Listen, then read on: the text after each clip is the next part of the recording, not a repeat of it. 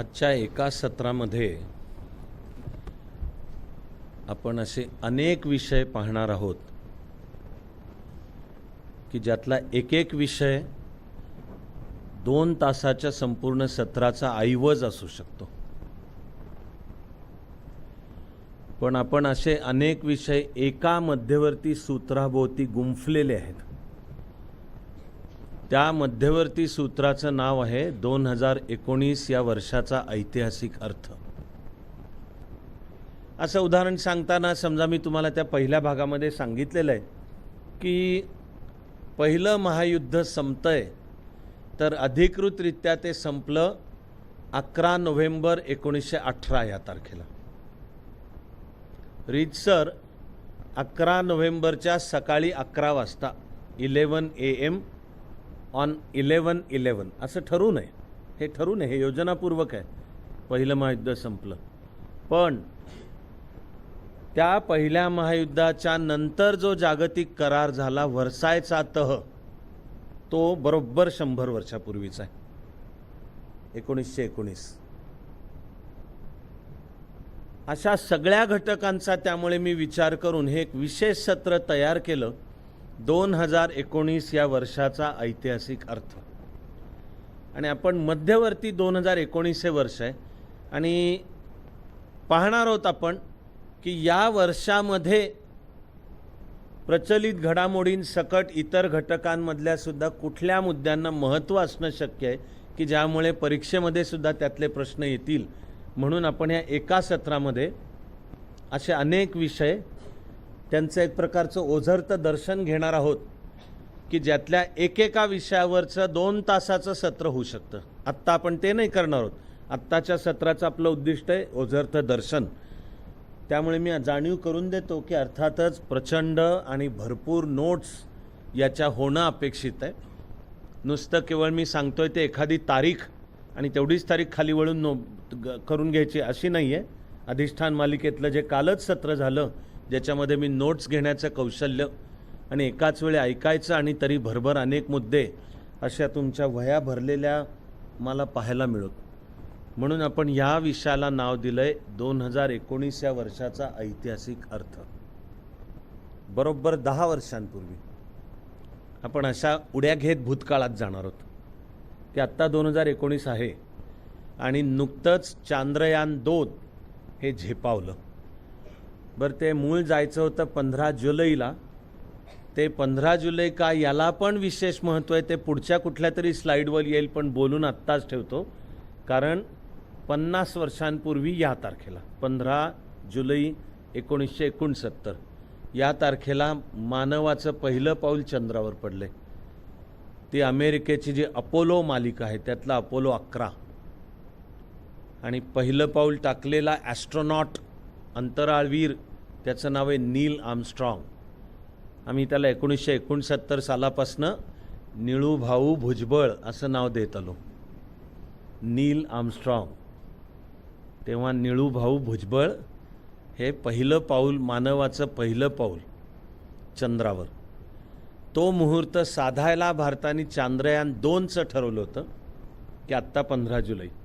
पण त्या दिवशी काउंटडाऊन चालू झाल्यानंतर लक्षात आलं की काही इंधनाबाबतची समस्या शिल्लक आहे. म्हणून आपल्या शास्त्रज्ञांनी ॲबॉर्ट म्हणतात त्याला, की आत्ता नाही पाठवायचं कारण ते फेल जाणार आहे, म्हणून नाही पाठवलं.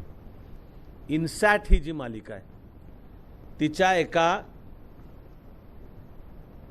अवकाशयानाचं प्रक्षेपण होतं. त्यावेळी इस्रोचे प्रमुख होते सतीश धवन, डॉक्टर सतीश धवन, थोर, स्वतः शास्त्रज्ञ थोर. तर हे इन्सॅट श्रीहरिकोटा इथून झेपावलं. आंध्रमधलं आहे ते, आंध्रच्या किनाऱ्याला लागून, पण राज्य आंध्रच म्हटलं जसं छोटं बेट आहे. तिच्यावरनं आपली अवकाशयानं सोडली जातात. ही भारताची स्वतःची क्षमता आहे. तर ते झेपावलं आणि काही सेकंदांच्या मध्ये ते बंगालच्या उपसागरामध्ये कोसळलं, अपयशी ठरलं. तर इस्रोमध्ये एक प्रचंड मोठा शॉक होता आणि नीतिधैर्यावर विपरीत परिणाम झालेला होता. तर ते बंगालच्या उपसागरात कोसळल्यापासूनच्या काही मिनिटात इस्रोचे त्यावेळी प्रमुख असलेले डॉक्टर सतीश धवन यांनी पत्रकार परिषद घेतली आणि ते स्वतः पत्रकारांच्या समोर आले आणि त्यांनी सांगितलं की मी ह्या अपयशाची जबाबदारी पत्करतो, या अपयशाची जबाबदारी मी पत्करतो म्हणाले. पण ते म्हणाले की मी आमच्या शास्त्रज्ञांवर विश्वास व्यक्त करतो आणि तुम्ही पहा लवकरच ते हे अपयश कशामुळे आलं यावर मात करून यशस्वीरित्या इन्सॅट पुन्हा अवकाशामध्ये पाठवतील. 2 महिन्याच्या आतमध्ये आपल्या शास्त्रज्ञांनी सगळ्या चुका शोधून काढल्या, दुरुस्त केल्या आणि इन्सॅटचं प्रक्षेपण झालं आणि ते यशस्वी झालं. तर यशस्वी झाल्यावरची सुद्धा पत्रकार परिषद पुन्हा डॉक्टर सतीश धवन यांनी घेतली.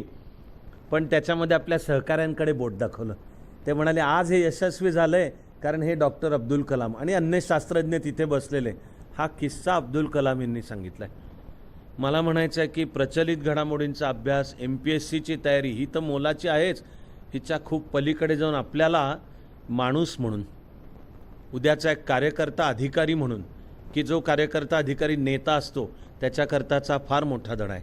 चांगल्या नेत्याचं लक्षण आहे अपयश मिळतं तेव्हा तो नेता जबाबदारी पत्करण्याची हिंमत दाखवतो, पण यश मिळतं तेव्हा उलट तो इतरांच्याकडे बोट दाखवतो की यांच्यामुळे मिळालं यश. चांद्रयान 2 जायचं होतं 15 जुलैला, काहीतरी इंधनामध्ये समस्या लक्षात आली म्हणून थांबले. 1 आठवड्यामध्ये गेले 22 जुलै.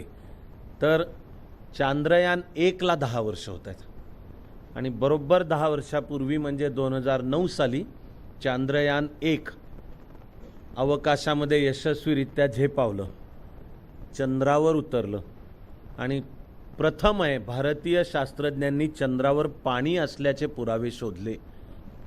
20 वर्ष नुकतीच देशाने साजरी केली उत्साहामध्ये, कारण 26 जुलै हा दिवस पाळला जातो विजय दिवस म्हणून. कारण 26 जुलै 1999ला कारगिलचं युद्ध यशस्वीरित्या संपलं. मी आजच्या बोलण्यामध्ये एकदा आठवण करतो की मी म्हणालो आजच्या सत्रामध्ये आपल्याला खूप विषय असे आहेत की ज्यातला एक विषय 2 तासाचा ऐवज आहे. तर हा विषय तसा आहे. आता चांद्रयानसुद्धा डोळ्यासमोर आणा तर स्वातंत्र्यानंतर भारताने अवकाश क्षेत्रामध्ये केलेली प्रगती किंवा आपला जो उपघटक आहे विज्ञान तंत्रज्ञान दोन्ही प्री आणि मेन्स दोन्हीमध्ये, तर चांद्रयान हा स्टार्टिंग पॉईंट धरून संपूर्ण स्वातंत्र्यानंतर आधी भारताचं विज्ञान तंत्रज्ञान धोरण आणि विज्ञान तंत्रज्ञान क्षेत्रातली प्रगती असा तो 2 तासाचा विषय असू शकतो. तसा हा नुसतं कारगिलचं युद्ध हा 2 तासाचा असू शकतो. त्यावेळचे पंतप्रधान अटल बिहारी वाजपेयी यांनी जानेवारी 1999मध्ये अमृतसरहून लाहोरला मैत्री बस अशी नेली. पाकिस्तानला मैत्रीचा हात पुढे केला. त्यावेळचे पाकिस्तानचे पंतप्रधानही होते नवाज शरीफच. त्यांनी त्याला निदान त्यावेळी तरी प्रतिसाद दिला, चांगली भाषणं झाली आणि एकूण जगाला असं वाटलं की भारत पाकिस्तान मैत्रीचं नवं पर्व सुरू होतं की काय. पण मे 1999मध्ये आपल्याला द्रास भागातल्या एका धर्मानी मुस्लिमच पण या देशाशी निष्ठा असलेला असा गुराखी, त्यांनी द्रास कॅन्टोन्मेंटवर येऊन बातमी सांगितली की ही सगळी शिखरं पाकिस्तान्यांनी ताब्यात घेतलेली आहेत. भारताला काहीशी उशिरा जाग आली. हा धक्का होता म्हणून तिथल्या सगळ्या सैन्याला काढून घेण्यात आलं. सैन्याच्या अंतर्गत काही कारवाया पण झाल्या. नव्या तुकड्या तिथे पाठवण्यात आली. त्यांना दिलेला आदेश होता की भारताच्या हद्दीचा भंग करून जे घुसलेत म्हणजे नियंत्रण रेषा, प्रत्यक्ष ताबा रेषा, लाईन ऑफ कंट्रोल ही तोडून पाकिस्तानी आत घुसले होते 2 ते 7 किलोमीटर. आपल्याला इथे बसून तो विषय ऐकताना वाटेल की 2 ते 7 किलोमीटर, पण हिमालयामध्ये 100 मीटर हे सुद्धा प्रचंड मोठं अंतर आहे. तर पाकिस्तानी प्रत्यक्ष ताबा रेषेचा भंग करून भारतीय हद्दीमध्ये 2 ते 7 किलोमीटर आणि जी शिखरं त्यांनी काबीज केली होती ती आपला 1 नंबरचा जो हायवे आहे उत्तरेकडे जाणारा त्याला लागून होती ती शिखरं. द्रास आणि कारगिल या भागातली ताब्यात घेतली. पाकिस्तानचा डाव होता की लेह लडाखशी संपर्क तोडायचा द्रास आणि कारगिलपाशी, आणि भारत जेव्हा म्हणेल की मग तडजोड करूया टेबलवर चर्चेसाठी, त्यावेळेला सांगायचं सियाचीन ग्लेशियर आम्हाला द्या, सियाचीनवरचा ताबा सोडा तर आम्ही हा भाग तुम्हाला पुन्हा परत करतो. तो जो कूटनीती आहे ही फसवली. आपल्या नेतृत्वाने सुद्धा राजकीय धैर्य दाखवलं. डिप्लोमसीमध्ये सुद्धा जगाच्या व्यासपीठावर मांडलं पाकिस्तान घुसखोर देश आहे आणि मग आपल्या सैन्याने तर देशाची गरिमा पुन्हा वाढवलीच आहे. त्या कारगिलच्या कहाण्या तुमच्यातल्या काही जणांना कदाचित माहिती असेल की या युद्धामध्ये मी आपल्या सैन्याबरोबर युद्धात होतो. द्रासला पण होतो, कारगिलला पण होतो आणि हे 26 जुलैला अंतिमतः जेव्हा पाकिस्ताननी मान्य करून आपलं सैन्य मागे घेतलं, सगळी शिखरं मुक्त झाली, त्याच्यानंतर मी बारामुल्ला भागामध्ये गेलो होतो आणि आपल्या सैन्याबरोबर मी दहशतवाद विरोधी कारवायांच्यामध्ये पण भाग घेतला. आता अधिक उत्सुकता ज्यांना असेल ते नुसत्या कारगिलच्या युद्धावर माझं 2 तासाचं भाषण आहे, उर्फ कथाकथन आहे, ते यूट्यूबवर पण आहे. चाणक्य मंडलमधल्या मुलांना ते कधी ऐकायला मिळूच शकेल. अधिक माहिती तिथे. इथे अभ्यासात लक्षात घेण्याचा मुद्दा 26 जुलै 1999 पासून हा पाळला जातो भारताचा विजय दिवस. आणि फेब्रुवारी 99 मैत्री बस गेली होती. पण कारगिल जेव्हा उघडकीला आलं तेव्हा दिसून आलं की या शिखरांवर पाकिस्ताननी घुसखोरी जानेवारीपासून केली होती. चर्चा ह्याची होते की तत्कालीन पाकिस्तानचे पंतप्रधान नवाज शरीफ यांना हे सगळं माहिती होतं का नाही. कारण पाकिस्तानची स्थिती ही आहे की लोकशाही मार्गाने निवडून आलेला पंतप्रधान जरी असला तरी सैन्यावर त्याला काहीही अधिकार नाहीत. असले तर उलटे आहेत. पाकिस्तानची सांगितली जाणारी राजधानी आहे इस्लामाबाद, पण पाकिस्तानी सैन्याचं मुख्यालय आहे रावळपिंडीमध्ये. आणि पाकिस्तानमध्ये ही 2 सत्तेची केंद्र आहेत आणि त्यामध्ये इस्लामाबादचं रावळपिंडीवर राज्य नाही आहे, उलटं आहे. रावळपिंडीचं इस्लामाबादवर आहे. पाकिस्तानच्या लोकनियुक्त सरकार आणि त्याच्या पंतप्रधानाला सैन्याला आदेश देण्याचे कोणतेही अधिकार नाहीत. उलटं चित्र आहे. सैन्य म्हणजे सैन्याचा सरसेनापती पंतप्रधानाला आदेश एक वेळ देऊ शकतो. त्यावेळी सरसेनापती होता परवेज मुशर्रफ, ज्यांनी पुढे नवाज शरीफ यांना अटकेमध्ये टाकून सत्ता ताब्यात घेतली. तेव्हा चालू वर्षी आणि आत्ता या युद्धाची 20 वर्ष 2 दशकं पूर्ण होतात. आपल्याकरता अभ्यासाला ते महत्त्वाचं आहे. 30 वर्ष 1989 महाराष्ट्रातलं सरकारने स्थापन केलेलं मुक्त विद्यापीठ आणि अर्थातच त्याला अत्यंत योग्य असं नाव यशवंतराव चव्हाण यांचं दिलं. YCMOU ची स्थापना 1989ची. मुक्त विद्यापीठाच्या स्थापनेमागची भूमिका ही आहे की ज्याला जे शिक्षण घ्यायचं आहे ते घेता आलं पाहिजे आणि ते ज्याच्या त्याच्या पद्धतीने घेता आलं पाहिजे. म्हणजे प्रसंगी कोणी नोकरी करून, कोणी दुसरी डिग्री मिळवत असताना, पण ज्याला UGCची मान्यता आहे असं शिक्षण, म्हणून त्याला नाव मुक्त विद्यापीठ आहे. ह्याचा फॉर्मॅट अतिशय लवचिक आहे आणि तुम्हाला हे माहिती असणं मी अपेक्षित धरतोय की YCMOचं आपण चाणक्य मंडल पुण्यातलं अभ्यास केंद्र आहोत आणि आपल्या ठिकाणी अनेक त्यातले कोर्सेस चालतात. तर त्या विद्यापीठाच्या स्थापनेला 30 वर्ष पूर्ण होतात. अशी 30 वर्ष आणखी 2 घटनांसाठीची होतात. त्यातले एकीचा इथे उल्लेख आहे. बरोबर 9 नोव्हेंबर 1989 या तारखेला बर्लिनची भिंत पाडण्यात आली. तारीख लक्षात ठेवायला सोपी आहे. 21व्या शतकाच्या मानवाच्या इतिहासामध्ये 9/11 असा तारखेचा उल्लेख होतो. ते 9/11 हे सप्टेंबर 11. तशी ही तारीख बरोबर उलटी आहे. 11/9 म्हणजे 9 नोव्हेंबर. वर्ष 1989 म्हणजे आता 30 वर्ष पूर्ण होत आहेत. बर्लिनची भिंत ही 140 किलोमीटर लांबीची भिंत शीतयुद्धाच्या काळामध्ये उभी करण्यात आली होती. असं बोललं जायचं की अवकाशामधून सुद्धा जशी चीनची भिंत दिसते तशी अवकाशातल्या सॅटेलाइट्सना ही बर्लिनची 140 किलोमीटरची भिंत दिसते. दुसऱ्या महायुद्धाच्या शेवटाकडे जगाची वाटणी एक प्रकारे 2 तंबूंमध्ये झाली. पोल 2 तंबूंमध्ये झाली. एका बाजूला होती अमेरिकेच्या नेतृत्वाखालच्या देशांची वळलेली मूठ, हे देश होते भांडवलशाही आर्थिक धोरणं पाळणारे. या देशांमध्ये कमी अधिक फरकाने मुख्यतः लोकशाही होती. लोकशाहीची आवृत्ती कुठली असेल, अध्यक्षीय लोकशाही होती, कुठे संसदीय लोकशाही होती, कुठे दोन्हीचं कॉम्बिनेशन होतं. पण त्यांचा मुख्य फॉर्म, शासन व्यवस्थेचा मुख्य फॉर्म लोकशाही होता. या देशांनी स्वतःला संघटित केलं होतं आणि त्या संघटनेचं नाव होतं NATO, NATO, North Atlantic Treaty Organization. या उलट दुसऱ्या महायुद्धाचा शेवट झाला तेव्हा अमेरिकेच्या तोडीसतोड दुसरी महासत्ता म्हणून उभा राहिला होता USSR.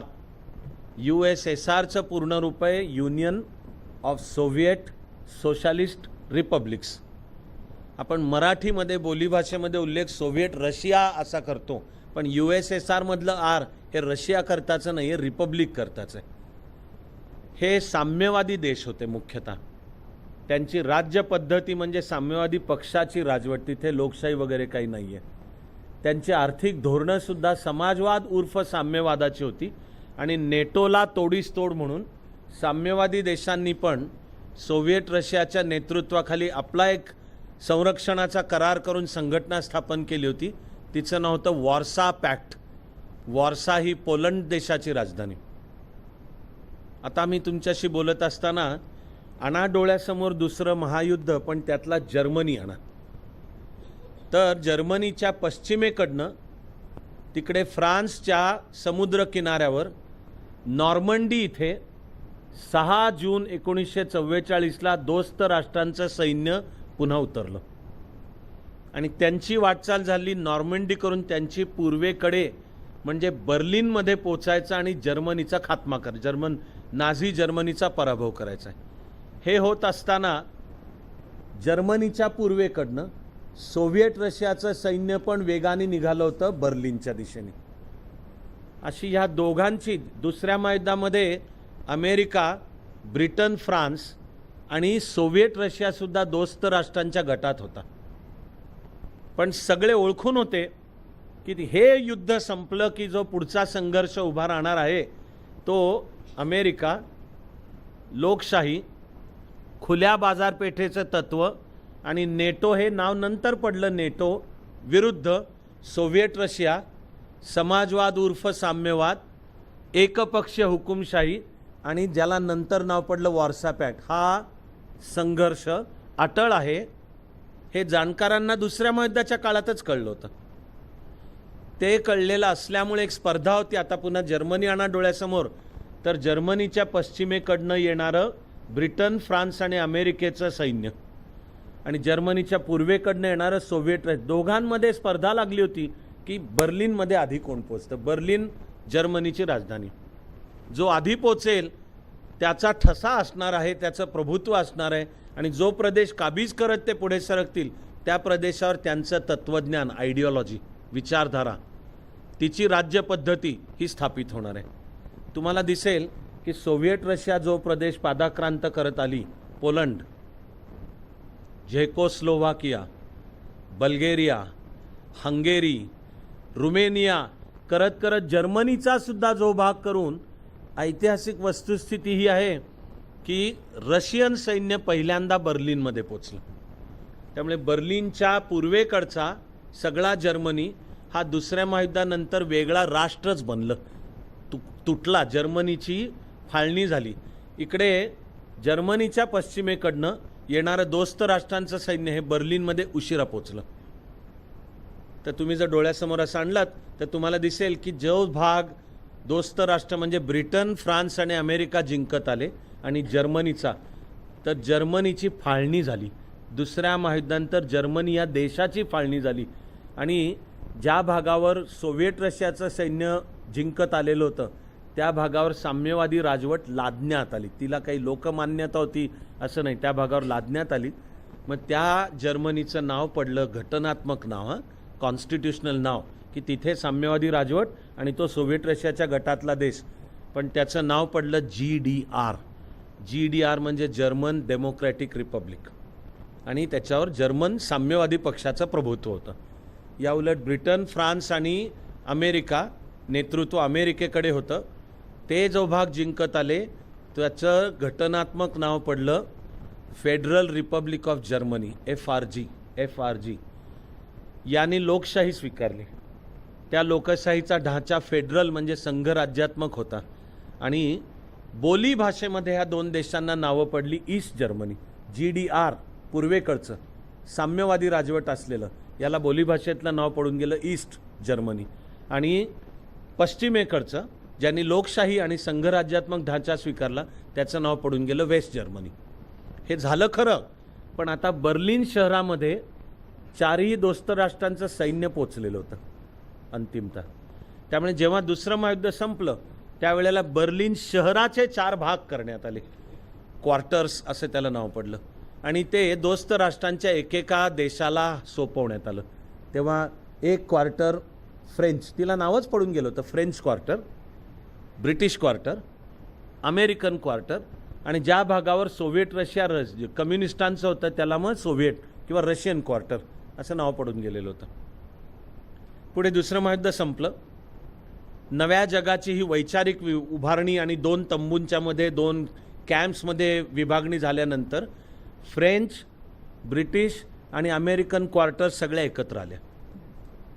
त्यामुळे एक प्रकारे अनौपचारिक अशी बर्लिन शहराची सुद्धा फाळणी झाली होती. पूर्वेकडचा बर्लिनचा भाग रशियाच्या ताब्यात होता आणि साम्यवादी शक्तींच्या ताब्यात होता.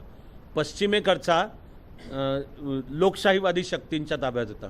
इथे विषय समजावून घेताना डोळ्यासमोर चित्र आणत तुम्ही हे लक्षात घेणं आवश्यक आहे की बर्लिन शहराच्या भोवतीचा सगळा प्रदेश तो मात्र सोव्हिएट रशियाच्या ताब्यात होता. त्यामुळे दुसरं महायुद्ध संपलं आणि नव्या जगाला आकार येताना आता अमेरिका विरुद्ध रशिया, मुक्त अर्थव्यवस्थेची धोरणं विरुद्ध साम्यवाद उर्फ समाजवाद, लोकशाही विरुद्ध एकपक्षीय हुकुमशाही, हा जो वैचारिक संघर्ष आकाराला आला, पहिल्यांदा बनवली अमेरिकेच्या नेतृत्वाखालच्या गटाने आपली संघटना, तिचं नाव NATO, North Atlantic Treaty Organization. नेटोचं आधी मुख्यालय पॅरिसमध्ये होतं. पुढे फ्रान्सनी त्याबद्दल काही मुद्दे उपस्थित केल्यामुळे ते तिथनं बदललं. आता नेटोचं मुख्यालय ब्रसेल्स, बेल्जियम देशाची राजधानी ब्रसेल्स या ठिकाणी.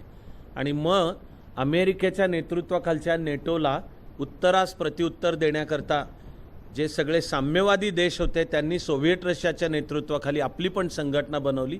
तिचं नाव वॉर्सा पॅक्ट. वॉर्सा हे पोलंड देशाची राजधानी. तिथे मीटिंग झाली आणि तिथे ठरलं की अमेरिकेच्या तोडीस तोड.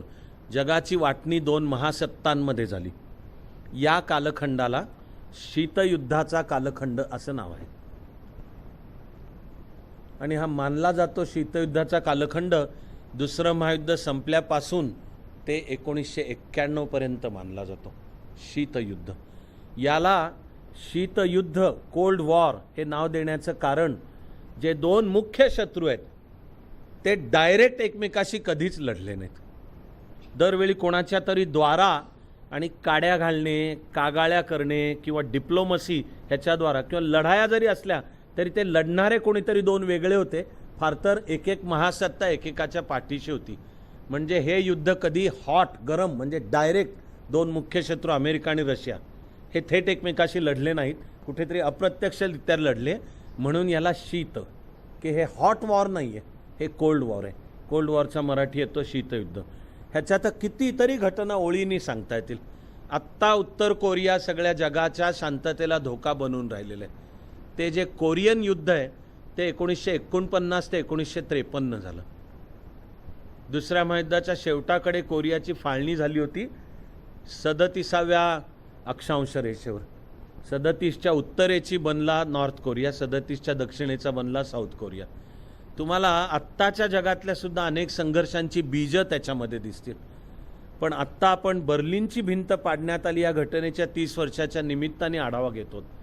तेव्हा तिकडे बर्लिनची फाळणी झाली. तर एक चित्र असं तयार झालं 1947 सालानंतर की पूर्व जर्मनीतले किंवा पूर्व बर्लिनमधले लोक, म्हणजे जे साम्यवादी राजवटीत होते, ते काय खुश होते असं म्हणता येत नाही. किंवा साम्यवादी विचारधारेखाली बुवा त्या प्रदेशाचा खूप वेगाने विकास झाला असं नाही म्हणता येत. याउलट दुसरं महायुद्ध संपलं तेव्हा अमेरिकेने पश्चिम युरोप, त्यातले लोकशाहीवादी देश ज्यांची आर्थिक धोरणं भांडवलशाहीची होती, यांना प्रचंड मोठी मदत केली. अमेरिकेच्या ह्या मदत कार्याचं नावच आहे ERP, ही अक्षर आहेत. ERP म्हणजे युरोपियन रिकव्हरी प्रोग्रॅम. या ERPला आणखी एक दुसरं नाव आहे, ते म्हणजे मार्शल प्लॅन. कारण जॉन मार्शल हा त्यावेळी अमेरिकेचा परराष्ट्र मंत्री होता. त्यांनी दुसऱ्या महायुद्धानंतर युरोपचा एकदा दौरा केला आणि त्याला दिसलं की युरोप इतकं उद्ध्वस्त झालेलं आहे की ते निराशाग्रस्त आहे आणि युरोपकडे स्वतःची ताकदच नाही पुन्हा उभं राहण्याची. अशा वेळी जर अमेरिकेने मदत केली नाही तर मग साम्यवादी राजवटी मदत करतील आणि मग सगळा युरोप साम्यवादी होऊन जाईल. त्यांनी जगाचा सत्ता समतोल सोव्हिएट रशियाच्या बाजूला झुकेल. तसं व्हायला नको असेल तर त्यांनी युरोपचा दौरा करून अमेरिकेत परत गेल्यावर सांगितलं की आपल्याला युरोपला मदत करणं आवश्यक आहे, नाही तर सगळा युरोप साम्यवादी बनेल. म्हणून या मार्शलच्याच मार्गदर्शनाखाली तयार झाला ERP. मुद्दा हा आहे की पूर्व जर्मनीतले लोक किंवा पूर्व बर्लिनमधले लोक, त्यांना डोळ्यासमोर दिसत होतं की दुसऱ्या महायुद्धामध्ये बेचिराग झालेला पश्चिम जर्मनी हा बघता बघता किती वेगाने प्रगती करतोय. नुसत्या बर्लिनची फाळणी झाली होती आणि मी म्हणालो ब्रिटन, फ्रान्स आणि अमेरिका एकत्र आले आणि म्हणाले की आम्ही एक भाग बर्लिनचा आणि सोव्हिएट रशियाचा दुसरा होता. तर त्या वर्षांमध्ये सुरुवातीला म्हणजे 1945, 46, 47, 48 या वर्षांमध्ये पूर्व बर्लिनमधली लोक पश्चिम बर्लिनमध्ये येऊ शकायची, पश्चिम बर्लिनमध्ये पूर्व जाऊ शकायची. फक्त त्यांना एक पास लागायचा दिवसाभराच्या कामाला. पण पूर्व बर्लिनमधल्या लोकांनी त्यांच्या डोळ्यासमोर असं दिसत होतं, बघता बघता बर्लिनचा मूळचा दिमाग हा पश्चिम बर्लिनमध्ये मात्र पुन्हा दिसायला लागला. पश्चिम बर्लिन स्वातंत्र्याचा आनंद उपभोगायला लागले, लोक त्यामुळे उत्साही होते. यावेळेस पूर्व बर्लिन आणि पूर्व जर्मनी साम्यवादाच्या पोलादी मुठीखाली होते आणि त्याचा विकास त्या वेगाने झाला नाही. त्याचा परिणाम म्हणजे पूर्व जर्मनीतनं आणि पूर्व बर्लिनमधनं लोक निसटून पश्चिम बर्लिन किंवा पश्चिम जर्मनीमध्ये जाऊ इच्छायचे. त्यांचा ओघच्या ओघ चालू झाला. याचा अर्थ आहे कुठेतरी साम्यवादी विचार आणि साम्यवादी राजवटीचा हा पराभव होता. म्हणून त्यावेळचा सोव्हिएट रशियाचा अध्यक्ष निकिता क्रुश्चेव यांनी आदेश दिला की आता लोकांना पूर्व बर्लिनमधनं पश्चिम बर्लिनमध्ये जाऊ देणं बंद, किंवा पूर्व जर्मनीमधून पश्चिम जर्मनीमध्ये सुद्धा जाऊ देणं बंद. आता ते जर्मनीची विभागणी झाली होती आणि तिथे तळ होते, पण बर्लिन शहराकरता ते अवघड होतं. म्हणून त्यांनी आदेश दिला की पूर्व आणि पश्चिम बर्लिनच्या मध्ये एक भिंत बांधा पूर्ण. या भिंतीचं कामकाज चालू झालं 14 ऑगस्ट 1961 या तारखेला. म्हणजे 15 ऑगस्टच्या सकाळी बर्लिनकर उठले, बघतात तर त्यांना दिसलं की पूर्व आणि पश्चिम बर्लिनच्या मध्ये आता एक भिंत बांधली जाते. तेव्हा ही भिंत 141 किलोमीटर एका शहरातली 141 किलोमीटर आहे आणि दर थोड्या थोड्या अंतरावर टॉवर आहेत, भिंतीवर काटेरी कुंपणं पण आहेत आणि टॉवरवर मशीन गन आणि मोठा प्रकाशाचा झोत असं ठेवून आता आवाजाही सगळी बंद करण्यात आली. म्हणून बर्लिनची भिंत हे शीतयुद्धाचं एक ठळक प्रतिबिंब बनलेलं होतं. ती बर्लिनची भिंत दोन्ही बाजूच्या लोकांनी उत्स्फूर्तपणे उठाव करून पाडून टाकली. ती तारीख आहे 9 नोव्हेंबर 1989.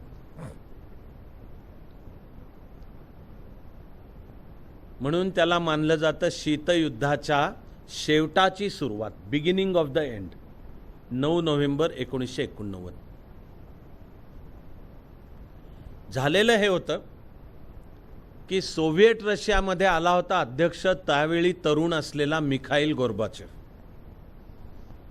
गोर्बाचेवनी जाहीर केली होती की सोव्हिएट रशियाची धोरणं नवी आणि वेगळी असतील. उदाहरणार्थ 1978-1979 मध्ये सोव्हिएट रशियाचं सैन्य अफगाणिस्तानात घुसलं होतं. तर मिखाईल गोर्बाचेवनी जाहीर केलं होतं एक वेळापत्रक की या वेळापत्रकानुसार आम्ही अफगाणिस्तानातलं सोव्हिएट रशियाचं सैन्य मागे घेणार आहोत. मी तुम्हाला वैयक्तिक आठवणीतून सुद्धा सांगतो की पहिल्यांदा त्यावेळी माझ्यासकट कोणाचा या घोषणेवर विश्वासच बसला नाही. की आणखीन काहीतरी एक राजकीय नौटंकी असेल असं वाटलं. पण जगाने खरंच पाहिलं की सांगितलेल्या एका तारखेला सोव्हिएट रशियाचा शेवटचा टँक आणि शेवटचा सैनिक अफगाणिस्तानातनं उत्तरेच्या खिंडीतनं ताजिकिस्तान त्यावेळेला ते सोव्हिएट रश तिथे जातो ह्याचं लाईव्ह टेलिकास्ट जगाने पाहिलं आणि जगाने खरंच पाहिलं की अरे हा जो सोव्हिएट रशियाचा तरुण नेता आहे ह्याची धोरणं खरंच वेगळी दिसत आहेत. संपूर्ण शीतयुद्धाच्या काळामध्ये डोळ्यासमोर युरोप आणा तर मग पूर्व युरोप साम्यवादी होता आणि पश्चिम युरोप अमेरिकेच्या बाजूचा लोकशाहीवादी भांडवलशाही धोरणं पाळणार होता. ह्यांची जी सीमारेषा आहे तिथे दोन्ही बाजूला अण्वस्त्र तैनात होती. युरोपनी तुम्हाला इथे बसून केवळ कल्पनेने समजावून घ्यावं लागेल एवढ्या प्रचंड ताणाखाली 1945 ते 1991 ही वर्ष काढलीत. तुम्ही डोळ्यासमोर चित्र आणायला लागेल की संपूर्ण युरोप सतत अण्वस्त्रांच्या छायेखाली होता आणि शीतयुद्धाच्या काळामध्ये तो सततचा ताण एवढा आहे आणि युरोपला माहिती होतं की अमेरिका आणि रशियामध्ये जर युद्ध भडकलं तर ते युरोपच्या भूमीवर होणार आहे, अण्वस्त्रांचा वापर होणार आहे, म्हणजे जगाच्या पाठीवरनं युरोप नष्ट होणार आहे. या सतत कल्पना करा तुम्ही की जगणारा प्रत्येक सामान्य माणूस सतत या ताणाखाली जगत होता. कारण अमेरिकेने पण अण्वस्त्र तैनात केली होती, त्याला प्रत्युत्तर म्हणून सोव्हिएट रशियाने पण अण्वस्त्र तैनात केली होती. आश्चर्याची गोष्ट म्हणजे सोव्हिएट रशियाचा अध्यक्ष झाल्यावर मिखाईल गोर्बाचेवनी जाहीर केलं की युरोपच्या सीमेवर जी आम्ही अण्वस्त्र तैनात केली आहेत ती आम्ही एकतर्फी काढून घेणार आहोत. शांततेसाठीची आम्ही ही हालचाल करतो तर आम्ही ती एकतर्फी काढून घेणार आहोत. परत वैयक्तिक आठवणीतनं माझी त्यावेळची पहिल्यांदाची भावना सांगतोय. त्यावेळी आता मी IASहून शासनात आलेलो होतो, पण अभ्यास तर आपला सततच चालू राहतो. पटलंच नाही पहिल्यांदा, कारण ही घोषणा एवढी मोठी होती की एकतर्फी एक जगाची महासत्ता म्हणते आहे की तिकडे अमेरिका किंवा पश्चिम युरोपातले देश काय करतायत याची वाट न पाहता आम्ही अण्वस्त्र तिथनं आमची मागे घेणार आहोत. आणि जगाने खरंच पाहिलं की सोव्हिएट रशियानी युरोपच्या सीमारेषेवर तैनात केलेली सुसज्ज स्थितीतली अण्वस्त्र आपणून मागे घेतली. तुम्ही काल परवामध्ये सुद्धा पेपरात ज्या कराराविषयी वाचत असाल, कराराचं नाव INF intermediate range nuclear force असा एक करार झाला अमेरिका आणि रशियात. तो ह्या आता मी सांगितल्यानंतर झाला. वर्ष 1987 मध्ये झाला आणि आत्ता 2-4 दिवसांपूर्वी अमेरिकेचा राष्ट्राध्यक्ष डोनाल्ड ट्रम्प यांनी स्वतःला त्या करारातनं बाहेर काढलं. म्हणजे अमेरिकेला स्वतःला, म्हणजे अमेरिका त्या करारातनं बाहेर. त्याच्यामुळे आता तो करार कोसळलेलाच आहे, पण झाला तो 1987 मध्ये अमेरिका आणि सोव्हिएट रशिया यांच्या वतीने अनुक्रमे प्रेसिडेंट रोनाल्ड रेगन आणि मिखाईल गोर्बाचेव यांची त्याच्यावर सही आहे. तुम्ही काल आजमध्ये बातम्या जर काळजीपूर्वक पाहत असाल तर त्यावेळेचं 1987 सालातलं फुटेज प्रत्यक्ष दाखवण्यात आलेलं होतं. तो INF हा करार रद्द झाला. तेव्हा शीतयुद्ध संपण्याची सुरुवात 1989, कारण मिखाईल गोर्बाचेवनी जाहीर केलं होतं की ज्या देशांमध्ये साम्यवादी राजवट आहे त्या देशातल्या लोकांच्या इच्छेविरुद्ध जाऊन त्या देशातली साम्यवादी राजवट राखून ठेवण्यासाठी आम्ही काहीही करणार नाही. तर काही करणार नाही म्हणजे सैन्य पाठवणार नाही किंवा दमनचक्र चालवणार नाही. पहिल्यांदा लोकांना खरंच विश्वास बसत नव्हता, दबत करत होते. या पार्श्वभूमीवर ही घटना घडलेली आहे 9 नोव्हेंबर 1989ची. ते म्हणजे पूर्व जर्मनीमध्ये एक पत्रकार परिषद होती आणि जर्मनीच्या एका संबंधित मंत्र्याला पत्रकार परिषदेमध्ये विचारलं की भिंतीबाबतची तुमची भूमिका काय. आता पूर्व जर्मनी त्यावेळपर्यंत एवढं डिमॉरलाइज झालेलं होतं तिथली की या मंत्र्यांनी मोडकं तोडकं काहीतरी उत्तर दिलं. काय दिलं आजपर्यंत कोणी खात्रीने सांगू शकत नाही, पण बातमी पसरली ही की पूर्व जर्मनी आणि पूर्व बर्लिनमधली लोक जर भिंत ओलांडून पश्चिम जर्मनी आणि पश्चिम बर्लिनमध्ये जाऊ म्हणतील तर त्यांना निदान पूर्व जर्मनीचं सैन्य अडवणार नाही आहे. ही बघता बर्लिनमध्ये बातमी आली. त्यामुळे संध्याकाळपासून लोक भिंतीच्या दोन्ही बाजूला, ते एकमेकाचे नातेवाईक होते आयुष्यभराचे, एकच भाषा एकच संस्कृती, आयुष्यभराचे नातेवाईक. पूर्व जर्मनी आणि पूर्व बर्लिनमधल्यांना जाता येत नव्हतं. त्यामुळे कोणी पहिला घाव घातला कोणी सांगूच शकत नाही, पण कोणीतरी पहिला घाव त्या भिंतीवर घातला आणि टॉवर्सवरचे जे पूर्व जर्मनीचे सैनिक होते, मशीनगन तयार होत्या, पण त्यांची एकाची हिंमत नाही झाली बंदूक चालवण्याची. सगळे वाट पाहत थांबले, आम्हाला आदेश येईल याची, तो आदेश कधी आलाच नाही. रात्र होईपर्यंत ही भिंत संपलेली होती. 9 नोव्हेंबर 1989 शीतयुद्धाचं जितं जागतं प्रतीक. कहाणी एवढ्यावर नाही संपली, ही एका क्रांतीची सुरुवात ठरली. आणि नुसत्या त्या नोव्हेंबर महिन्यात सोव्हिएट रशिया व्यतिरिक्तच्या ज्या पूर्व युरोपातल्या देशांमध्ये साम्यवादी राजवटी होत्या त्या पत्त्याच्या बंगल्यासारख्या कोसळल्या, सगळ्याच्या सगळ्या. याला व्हेल्वेट क्रांती असं नाव आहे. तिला व्हेल्वेट क्रांती हे नाव पडण्याचं कारण ती इतकी मुलायम, इतकी सुखद, इतकी रक्तविहीन झाली की बाकी सर्व देशातल्या, पोलंडमध्ये तर साम्यवादाच्या जागी लोकशाही येऊ घातलेलीच होती, पण Bulgaria, Hungary, Romania, Czechoslovakia, Albania सगळ्या देशांमधल्या साम्यवादी राजवटी बघता बघता कोसळल्या. साम्यवादी राजवटींना त्या देशांमध्ये जनाधार मुळातच कधी नव्हता. त्या लादलेल्या राजवटी होत्या आणि गोर्बाचेवनी जेव्हा एकदा जाहीर केलं की मी अशा लादलेल्या राजवटींच्या रक्षणासाठी रशियाचं सैन्य पाठवणार नाही, बर्लिनची भिंत पडताना खरंच पाहिलं की नाही पाठवलं सैन्य. त्यामुळे मग पूर्व जर्मनी सकट सर्वत्र, फक्त रुमेनियामध्ये थोडाफार रुमेनियाचा साम्यवादी हुकुमशाह होता चौसेस्कूनी आपल्या सैन्याला आंदोलन करणाऱ्या लोकांच्यावर गोळ्या मारण्याचे आदेश दिले. त्यामध्ये थोडा रक्तपात झाला, म्हणजे 100 माणसांचा जीव गेला, पण म्हणून फक्त रुमेनियाच्या साम्यवादी राज्यकर्त्याला लोकांनी फासावर लटकवलं. बाकी सगळ्या ठिकाणी अत्यंत शांततामय मार्गाने बदल झाले आणि तिकडे लोकशाही चालू झाली. हे सगळं केवळ त्या एका नोव्हेंबर 1989 या एका महिन्यात घडलं. ही साम्यवादाच्या शेवटाची सुरुवात आहे. एकूण मिळून साम्यवादी राजवटी यांचा सगळ्यांचा शेवट व्हायला आणखी 2 वर्ष जावी लागली, पण ऑगस्ट 1991 ते डिसेंबर 1991 या काळामध्ये जगाच्या पाठीवरनं सोव्हिएट रशियासुद्धा संपला. तेव्हा अमेरिकेला तोडीसतोड असलेली एक सुपर पॉवर निदान 1991 मध्ये तरी संपली. अमेरिकेचं जे भांडवलशाही धोरण आणि लोकशाही राज्यपद्धती हिला तोडीसतोड समोर असलेली समाजवादी आर्थिक धोरणं आणि एकपक्षीय हुकुमशाहीची संकल्पना ही सुद्धा संपली. तिथे मानलं जातं शीतयुद्धाचा शेवट झाला. तुमचं आत्तासुद्धा पुन्हा एकदा जर बातम्यांकडे लक्ष असेल तर तुम्हाला जाणवेल की आत्ताच्या रशियाचा अध्यक्ष पुतिन पुन्हा एकदा सोव्हिएट रशियाला एक जगाची महासत्ता आणि पुन्हा एकदा ती अमेरिकेच्या जागतिक स्थानाला आव्हान देऊ शकेल अशी बनवण्याच्या तो प्रयत्नात आहे. त्या दृष्टीने अण्वस्त्र तोही तयार करतोय. तो जाहीर करतोय की मी पण सुपर पॉवर आहे. काही लोक म्हणतात की हे नवं शीतयुद्ध आहे, न्यू कोल्ड वॉर असे त्यांनी नाव दिले. होतंय का नाही होतंय, कारण जगाची स्थिती 1991 पेक्षा बदललेली, खूप वेगळ्या तऱ्हेची झालेली आहे.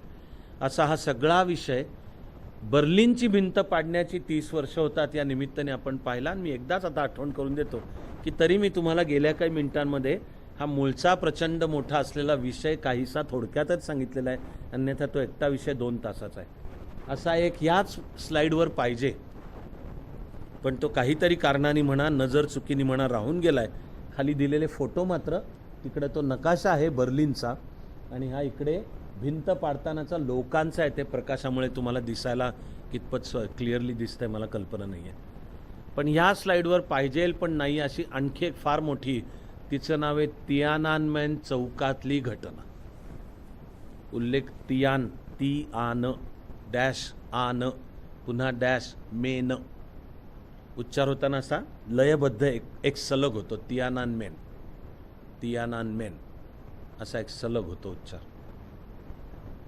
चीनची राजधानी बीजिंग, त्या बीजिंगमधला हा सगळ्यात प्रचंड चौक आहे आणि त्या चौकाच्या सगळ्या बाजूंना चीनी सरकारची सगळी मुख्य ऑफिसेस आहेत. चीन ज्याला त्यांची संसद म्हणतं ते आहे, अशी सगळी त्या चौकाच्या आसपास आहे. 1989च्या फेब्रुवारी महिन्यापासून या चौकामध्ये चीनमधल्या तरुण पिढीने धरणं धरलं होतं जवळजवळ 4 महिने. आणि मागणी होती लोकशाहीची, मागणी होती लिखित राज्यघटना जी आहे चीनला, पण त्या राज्यघटनेमध्ये मानवाधिकार आणि मूलभूत हक्क नाहीच आहेत चीनी नागरिकांना, ही मागणी होती. चीनी युवकांचं हे आंदोलन सरकारनी अत्यंत कम्युनिस्ट सरकार ते आणि पक्ष कम्युनिस्ट म्हणजे पार्टी कम्युनिस्ट त्यांनी अतिशय निर्दयपणे चिरडलं म्हणजे रणगाड्याखाली लोकांना चिरडले. किती चिरडलं कोणाला पत्ता नाही. ती घटना आहे 3 आणि 4 जूनच्या मध्यरात्रीची, वर्ष 1989. ते ह्या स्लाईडवर पाहिजे होतं. तियानानमेन चौक घटना. चीनमधल्या युवकांचं लोकशाही आणि मूलभूत हक्कांसाठीचं आंदोलन अत्यंत निर्दयपणे चिरडण्यात आलं 3 आणि 4 जूनची मध्यरात्र, वर्ष 1989. आपण त्या घटनेची पार्श्वभूमी आणि मुख्य रूपरेषा जरा काहीशी थोडक्यात पाहूयात. आपण 1 ऑक्टोबर 1949 या तारखेला चीनची साम्यवादी क्रांती यशस्वी झाली. तिचा नेता माओ त्से-तुंग, माओ झेडॉंग, वेगवेगळे उच्चार आहेत त्याचे. त्यानंतर माओनी चीनमध्ये अर्थातच साम्यवादी धोरणं आणली.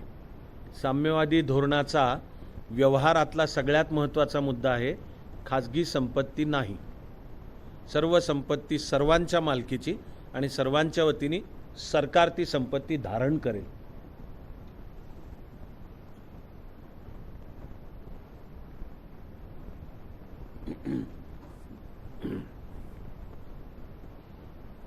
अशी त्यांनी वेगवेगळी धोरणं, त्याचे वेगवेगळे प्रयोग आहेत. त्याच्यामध्ये मी आत्ता जात नाही. आपल्याला फक्त ह्या तियानानमेन चौक घटना आणि तिची बॅकग्राऊंड आपल्याला पार्श्वभूमी थोडक्यात समजावून घ्यायची. अशा माओचा मृत्यू झाला सप्टेंबर 1976 मध्ये. माओच्या नंतर आता चीनचा प्रमुख कोण झाला पाहिजे याच्यासाठी 3 वर्ष संघर्ष झाला आणि तो चांगला रक्तपात होता. त्या संघर्षामध्ये माओची शेवटची पत्नी ही चीनी रंगभूमीवरची एक अत्यंत आकर्षक आणि अतिशय महत्त्वाकांक्षी स्त्री होती. तिची इच्छा कम्युनिस्ट पक्ष ताब्यात घेऊन माओच्या मागे सत्तेवरती आली पाहिजे.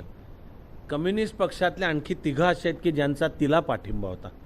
याउलट कम्युनिस्ट पक्षातल्या अनेकांना ती खुनशी, पाताळयंत्री, स्वार्थी असल्याचं निदान त्यांचं म्हणणं होतं. त्यामुळे त्यांना ती नको होती प्रमुख झालेली. अशा वेळेला मग आता कोणाला प्रमुख? तर अशा वेळेला चीनी कम्युनिस्ट पक्षाला आठवण झाली दंग शिओफंग.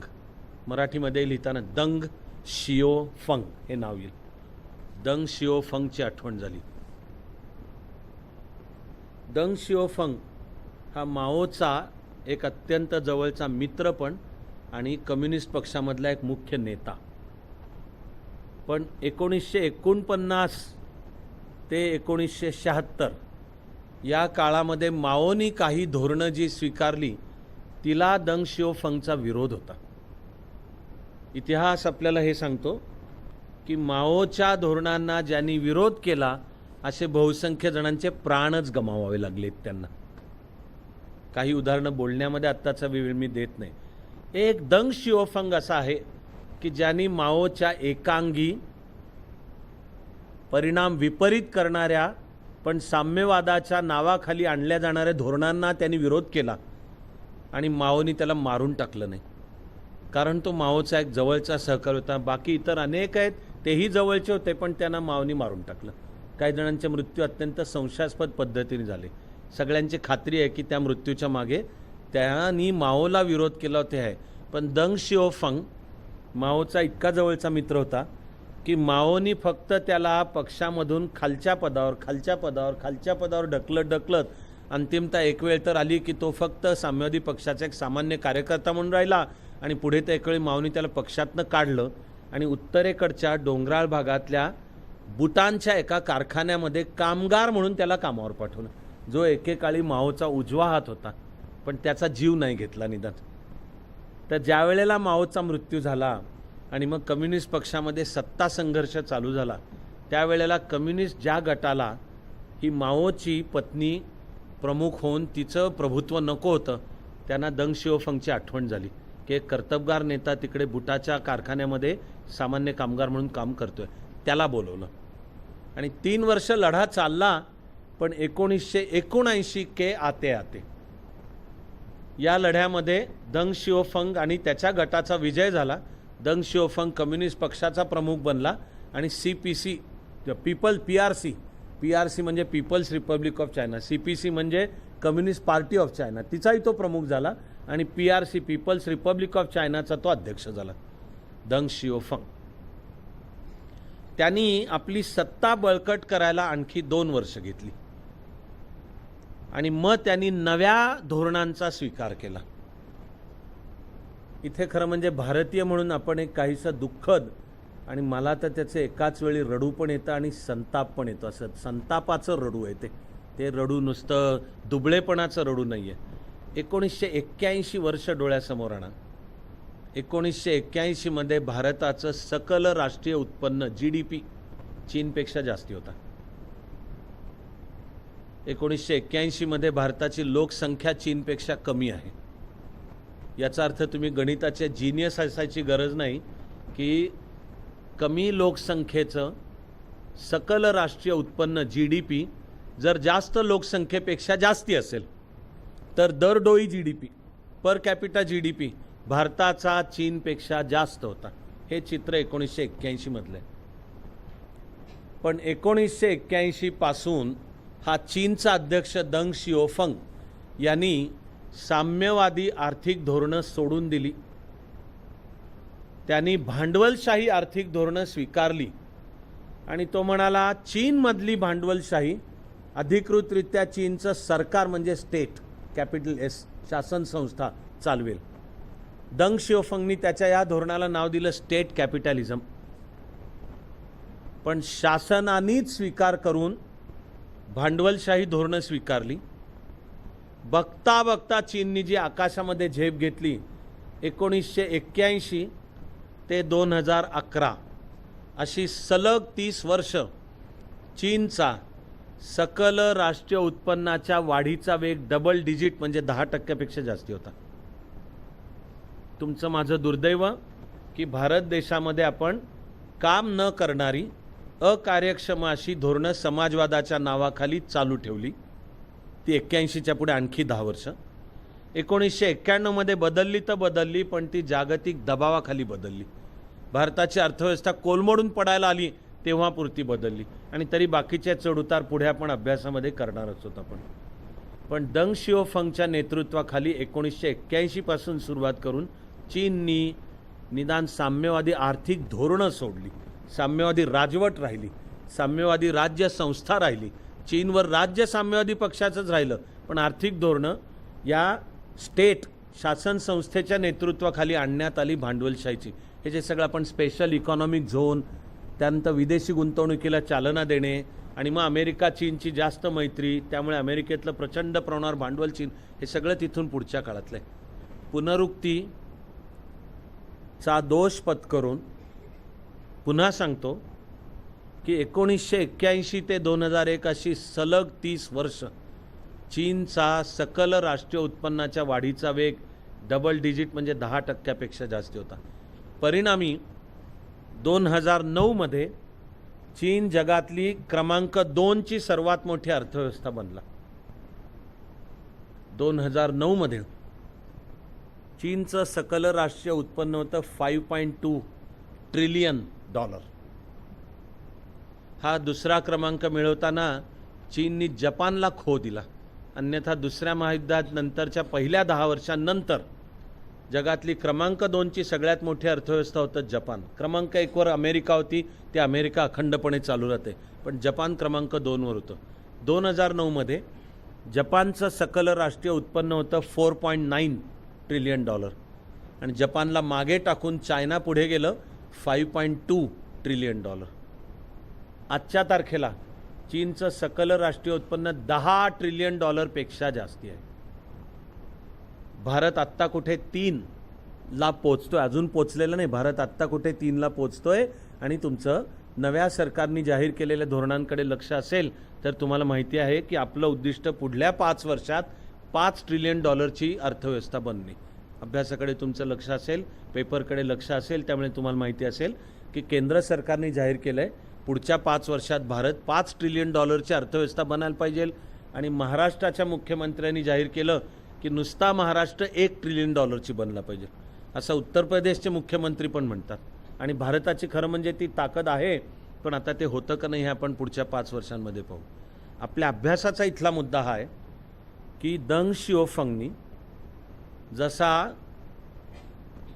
भांडवलशाही आर्थिक धोरणांचा स्वीकार केला, अमेरिकेशी अधिक जवळीक साधली, तसं तिकडे अमेरिकेला वाटत होतं की भांडवलशाही हे एक पॅकेज आहे, ते नुसती आर्थिक धोरणांकरताची भांडवलशाही येत नाही, तर भांडवलशाहीच्या पाठोपाठ लोकशाही पण येते. अमेरिकेची अशी अपेक्षा होती की ठीक आहे, आत्ता साम्यवादी पक्षाच्या वरवंट्याखाली पण भांडवलशाही धोरणं आणू द्यात, आपण ती अंमलात आणायला चीनला मदत करू, पण पाठोपाठ बघता बघता चीनमध्ये लोकशाहीची मागणी जोर धरेल अशी एक अपेक्षा होती. ती अपेक्षा 1989 के आते आते खरी ठरायला सुरुवात झाली. आणि खरंच विशेषतः तरुण पिढी की जिला सरकारची भीती नाही, साम्यवादी पक्षाची भीती नाही.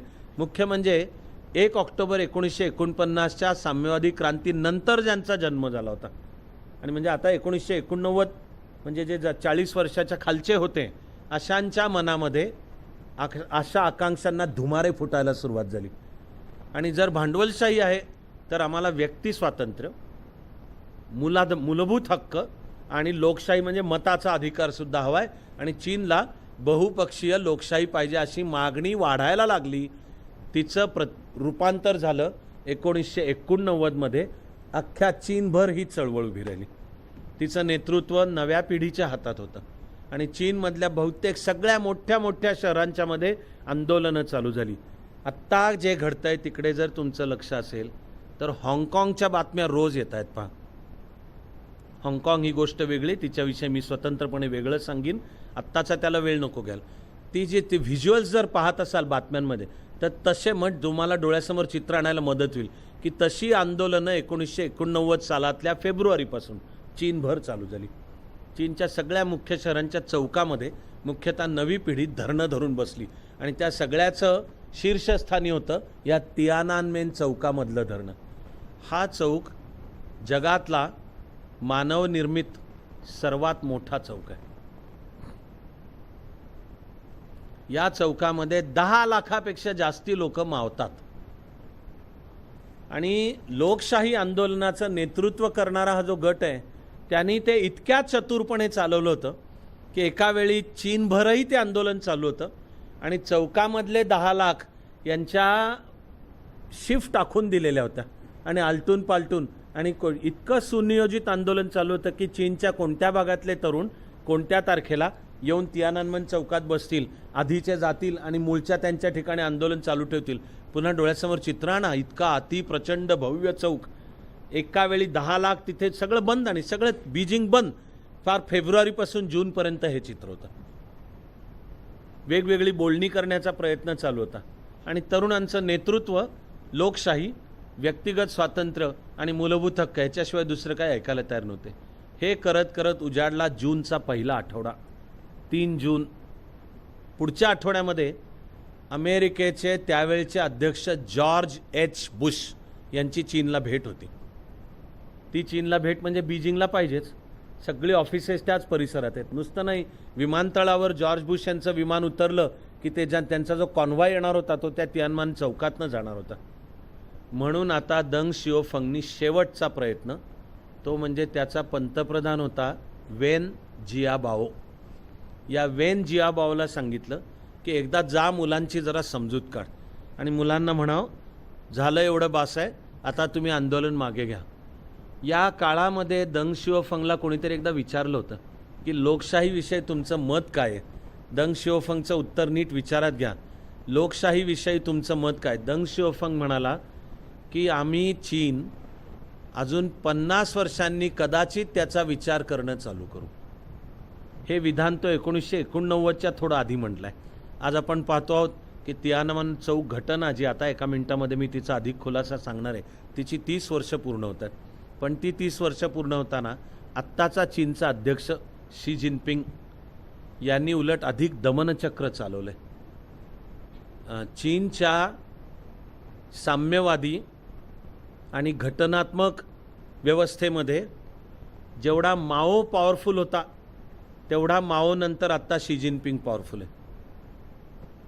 एकट्या शी जिनपिंगला तहहयात अध्यक्ष राहता यावं म्हणून चीनच्या राज्यघटनेत बदल झालेत. नाहीतर दंग शिओफंगनीच एक संकेत आखून दिला होता. तो संकेत आहे की अध्यक्ष 10 वर्ष राहील, म्हणजे 5 वर्षाच्या 2 फेऱ्या, तेवढं झालं की पुढचा येईल. आणि चीनी साम्यवादी पक्षाच्या एका शिस्तीनुसार ते ठरायचं. दंग शिओफंग 2012मध्ये झाला अध्यक्ष, पण 2007मध्ये म्हणजे 5 वर्ष आधीच ठरलेलं होतं की त्यावेळचा अध्यक्ष म्हणजे हू जिनताओ, त्याची कारकीर्द संपली की त्याच्या जागी दंग शिओफंग अध्यक्ष होईल. मग 2012 ते 2022 पाहिजे. आणि त्यातल्या पहिल्या 5 वर्षांनंतर म्हणजे 2017मध्ये दंग शिओफंगनी सांगायचं आहे की माझ्यानंतर अध्यक्ष कोण होईल. तर 2017ची जे अधिवेशन आहे चीनी कम्युनिस्ट पक्षाचं, तर दंग शिओफंगनी हे सांगायच्या ऐवजी चीनच्या राज्यघटनेत बदल झाले आणि व्यवस्था उलटी झाली. दंग शिओफंग मी सारखं दंग शिओ सॉरी 11 जिनपिंग. तर 2012 2017 17 सांगायचे होते. हे सगळं शेवटाचे मी जरा एक प्रकारच्या तंद्रीत असल्यासारखी जे चुकून आहे. दंग शिओफंग नाही. मला तुमच्या प्रतिक्रियांमध्येच दिसलं की तुम्ही मला डिस्टर्ब न करता पण मला जाणवणं चालू झालं. शी जिनपिंग तर राज्यघटनेत बदल झालेत. हाँगकाँगमधलं लोकशाही आंदोलन त्यानुसार चालू आहे. पण इकडे 89 साली दंग शिओफंगनी त्याचा पंतप्रधान वेन जिआबाओ त्याला सांगितलं की एकदा जाऊन मुलांना समजावून सांग. संध्याकाळच्या वेळी वेन जिआबाओ त्यांना समजावून सांगायला आला की बास झाला, आता आवर्त घ्या, आपापल्या ठिकाणी जा, तुमचं शिक्षण तुमच्या नोकऱ्या त्या काय ते करणं. विद्यार्थ्यांनाही कल्पना नाही आली की आपल्या बाजूला काय येतं आहे. आता असं सांगितलं जातं की वेन जिआबाओला सुद्धा माहिती नव्हतं. तो सहानुभूती होती, विद्यार्थ्यांना त्याची सहानुभूती होती. आणि दंग शिओफंगचं पक्षांतर्गत राजकारण हिंसकतेचं नव्हतं. तर वेन जिआबाओ परत गेला. रात्र झाली तशी तियाननमेन चौकाच्या सर्व बाजूंनी चीनी लष्कराने वेढा घातला आणि त्यांच्या हातात मशीन गन्स होत्या आणि टँक चिलखती दळंसुद्धा आली, टँक्स आली. त्यांना करण्यांवरनं सांगण्यात आलं की सगळे विसर्जित व्हा. मुलं हल्ली नाहीत. आजही तुम्ही घरी गेलात तर तुम्हाला एक छोटी क्लिप फार छान पाहायला मिळेल.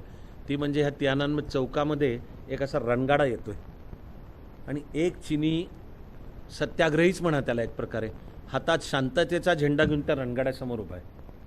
तुम्हाला मिळेल, हे यूट्यूबवर हे तुम्हाला पाहायला मिळेल. आणि मग तो रणगाडा असा त्याच्या अंगावर यायचा प्रयत्न करतोय तर तो हलत नाही, म्हणून तो रणगाडा थांबतो. मग रणगाडा मागे जातो, तर रणगाडा मागे गेल्यावर हा माणूस पुढे जातो. चीनी सत्याग्रही रणगाड्याच्या दिशेने पुढे जातो. हे दृश्य आहे. पण आता आपल्याला माहिती आहे की 3 आणि 4 जूनची मध्यरात्र इथे मात्र चौकाच्या सर्व बाजूंनी आधी गोळीबार, प्रचंड अफरातफरी आणि पळापळ किंकाळ्यांनी भरून गेला आणि रणगाडे घुसवण्यात आले. आजपर्यंत 3 आणि 4 जून 1989च्या त्या मध्यरात्री किती जणांना चिरडून मारलं, किती सत्याग्रही तिथे बसलेले होते, किती जखमी, कशाची काही नोंदच नाही आहे. पण आंदोलन संपलं. चीनमधलं लोकशाहीसाठीचं आंदोलन त्या रात्री खतम झालं. दुसऱ्या दिवशी सकाळी चीननी रस्ते पाण्याने धुवून घेतले, कारण यायचा होता जॉर्ज बुश. आणि आता चीनमध्ये या घटनेबद्दल काही बोलायला बंदी आहे. 1981 पासून सुरुवात करून दंग शिओफंगनी जेव्हा चीनचं चित्र बदलून टाकायचं असं ठरवलं. आणि हे प्रश्न MPSCत येणार नाहीत असं समजू नका. हे MPSCमध्ये येऊ शकतील. एवढंच नाही, करिअर म्हणून मी सर्वांना तुम्हाला सांगत असतो कायम की MPSC तर द्याच, पण तुमच्या करिअर प्लॅनमध्ये केव्हा तरी UPSC देण्याचंही मनात असू द्यात. असा दोन्हीचा ज्याच्यात अभ्यास आहे. पण ही घटना एवढी महत्त्वाची आहे की यावर MPSCत सुद्धा प्रश्न असू शकतात असं भान ठेवून आवश्यकता तुम्ही नोट्स घेत असाल. तुम्हाला मी एक फार मोठा मुद्दा सांगतो. 1981मध्ये या दंग शिओफंगनी जे नवं धोरण स्वीकारलं त्याला नाव आहे 4 आधुनिकीकरण असं नाव आहे. 4 मॉडर्नायझेशन्स असं नाव आहे त्याला. सोप्या साध्या शब्दात सांगायचं तर मूळचा मुद्दा आहे तो म्हणाला चीन मागासलेला देश आहे, आपल्याला 4 क्षेत्रांमध्ये आधुनिकातला आधुनिक व्हायला पाहिजे असा त्यांनी कार्यक्रम आखून दिला.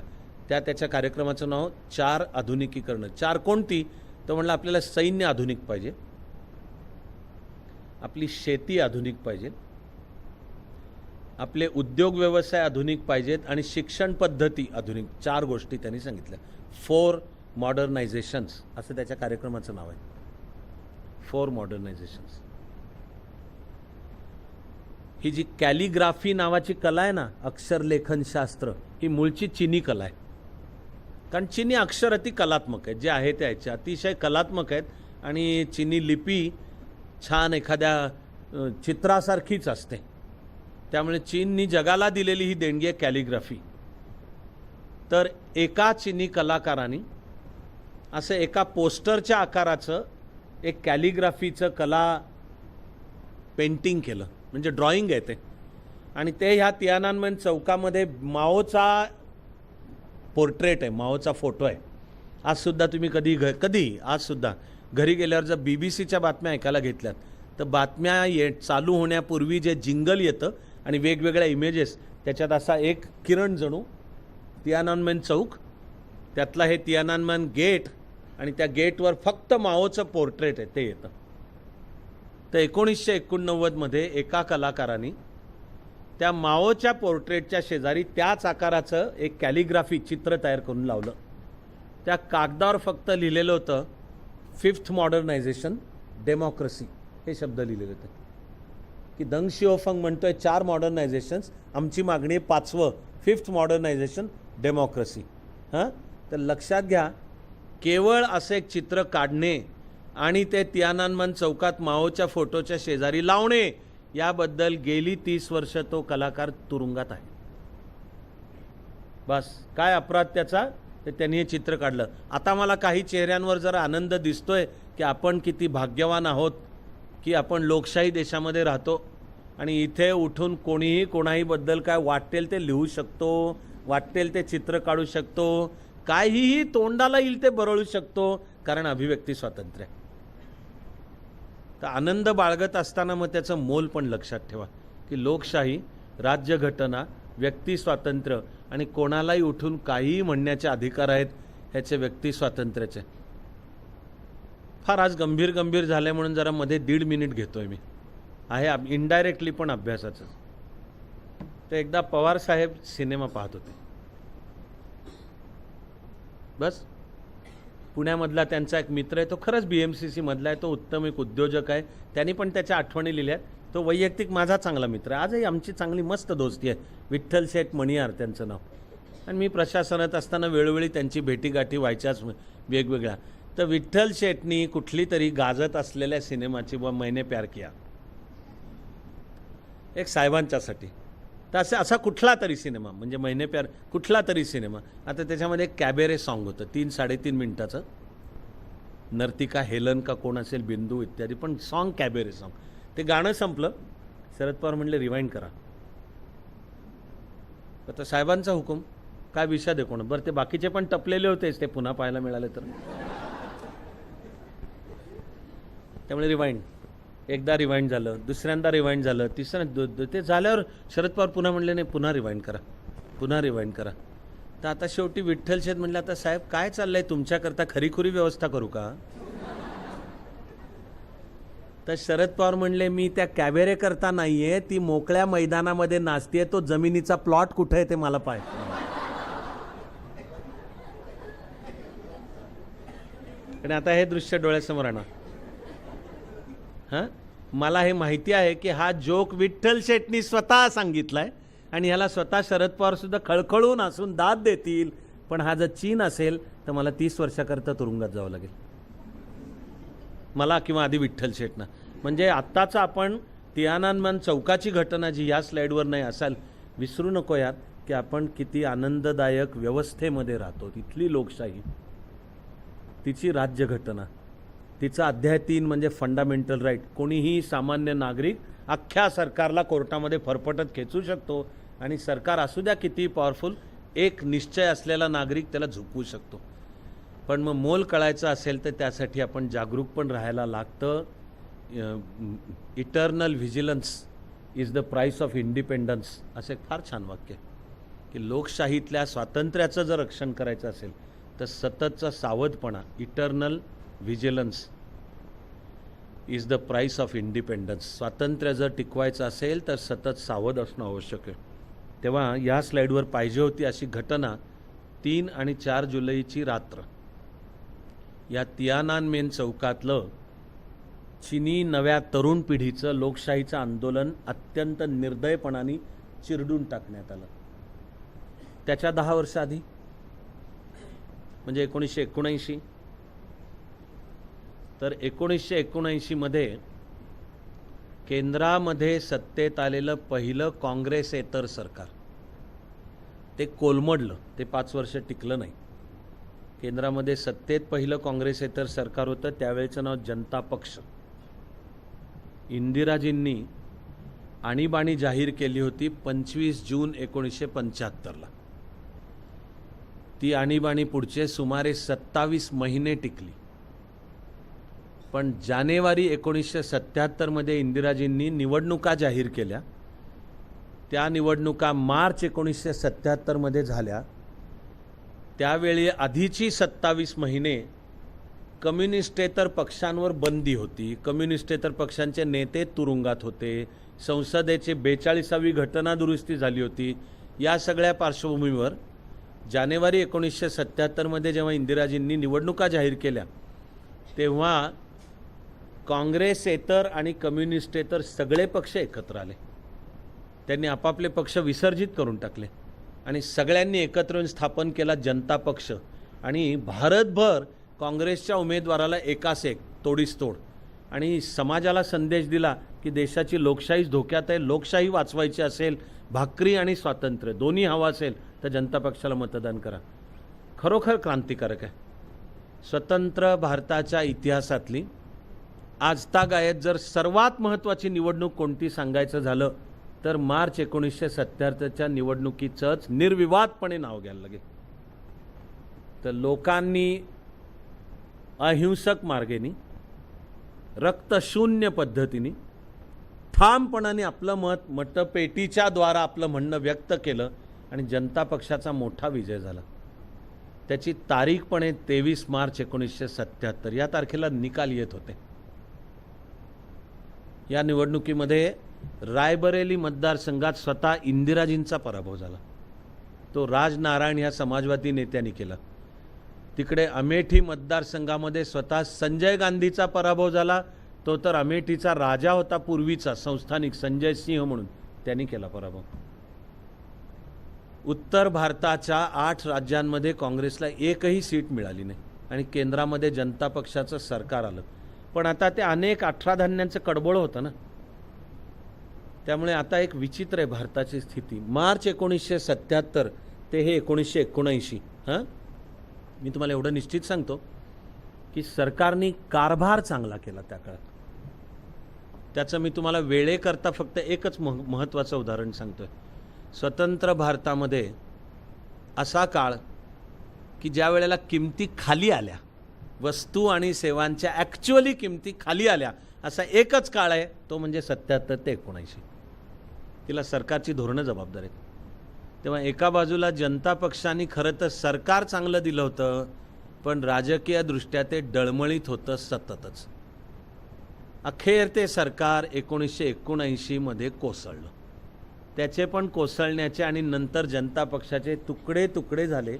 आणि देशाच्या दृष्टीने जे एक फार मोठं आश्वासन होतं अपेक्षित, ते म्हणजे जगातल्या विकसित लोकशाहींमध्ये जशी द्विपक्षीय लोकशाही आहे, ब्रिटनमध्ये 2च मुख्य पक्ष आहेत, फ्रान्स, जर्मनी, तिकडे अमेरिका 2 मुख्य पक्ष, तर अशी एक स्थिर लोकशाही काँग्रेस आणि जनता पक्ष असे 2 राष्ट्रीय पक्ष असतील, अशी त्या 1977 ते 1979 मध्ये अपेक्षा होती. ती कोसळली. हे ऐतिहासिक स्थान जनता पक्षाचं काम होतं. पुढे तर जनता पक्षाचे अनेक तुकडे तुकडे झाले. आता प्रत्येक राज्यात एक जनता पक्ष आहे. पूर्वी आम्ही गंमत म्हणून काही वेळा म्हणायचो की काँग्रेस A to Z आहे, Congress S, Congress R, Congress U अशी सगळी. तसे जनता पक्षाचे सुद्धा अनेक तुकडे तुकडे झाले. कोणी स्वतःला जनता दल म्हणवलं. आता नुसतं कर्नाटक डोळ्यासमोर आणलं तर तिकडे जनता दल D म्हणजे तो देवेगौडा गट आहे. तिकडे बिहारमध्ये राष्ट्रीय जनता दल असते, शिवाय नितीश कुमार यांचं संयुक्त जनता दल असते. अशी स्थिती जनता दलाची झाली. स्वतंत्र भारताच्या राजकीय इतिहासातलं एक जे फार मोठं अपेक्षा होती ते प्रत्यक्षामध्ये फसलं. त्याच 1979मध्ये इराणमध्ये इस्लामिक क्रांती झाली. तिची आत्ता 40 वर्ष पूर्ण होत आहेत.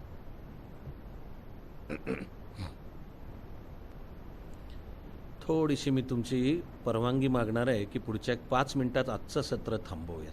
आय एम सॉरी, अनेक कारणांच्यामुळे पण मला बोलताना घशाला हे होतोय. राहिलेलंही खूप आहे, पुढचं सत्र कंटिन्यू होईल. पण मी हा इराणमधल्या इस्लामिक क्रांतीचा मुद्दा सांगतो आणि आजच्या पुरते प्रार्थना करून तेवढी सर्वांची परवानगी असावी असा माझा अर्ज आहे सर्वांना. इराणमध्ये ही इस्लामिक क्रांती झाली. हिचा नेता होता अयातुल्ला खोमेनी.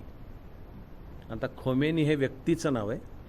अयातुल्ला हे इराणमधल्या शिया मुस्लिम संप्रदायाचं वरिष्ठ पद आहे, सर्वोच्च पद आहे. अयातुल्ला म्हणजे ग्रँड अयातुल्ला म्हणतात त्याला. इराणमधला इस्लाम हा शिया इस्लाम आहे. तो इराणमध्ये 7व्या शतकात आला. तो येताना इराणमध्ये पर्शिया असंही त्याचं नाव होतं आणि पारशी साम्राज्य होतं. पण 7व्या शतकामध्ये महम्मद पैगंबराच्या पाठोपाठ 25 वर्षात पण इस्लामनी अरबांना एकत्र आणलं. ते अरब उरलेला प्रदेश जिंकून घेण्यासाठी चाल करून निघाले. ते पारशी सत्ता कोलमडली आणि त्या काळातली जी पद्धत होती त्यानुसार आता मुस्लिम असलेल्या अरबांनी आता जिंकलेल्या इराण आणि त्यातल्या सर्व पारशींना पर्याय दिला, मुसलमान व्हा नाही तर मारून टाकतो, कन्वर्ट ऑर डाय. आणि बहुतेक सगळा इराण त्यावेळेला मुसलमान बनला. पण इस्लामच्या इतिहासामध्ये हे जे शिया आणि सुन्नी संप्रदाय आहेत तर त्यातले आक्रमक अरब राहिले सुन्नी, सगळा इराण बनला शिया मुस्लिम. आणि तिथपासून पुढचा इराणचा सगळा इतिहास, इराण अनेकदा साम्राज्य पण बनलं, अनेकदा पॉवरफुल पण होतं. भारतापुरतं बोलायचं तर 1735मध्ये त्यावेळचा इराणचा बादशाह नादिरशाह यांनी भारतावर आक्रमण केलं. तो दिल्लीपर्यंत पोचला. त्यांनी मुघल बादशाहाला पकडलं, त्याचे डोळे फोडले, दिल्ली जाळून टाकली, धर्म वगैरे काही न पाहता कत्तली करून टाकल्या. त्या मुघल बादशाहाला गाढवावर उलटं बसवून दिल्लीमध्ये त्यांनी त्याची मिरवणूक काढली.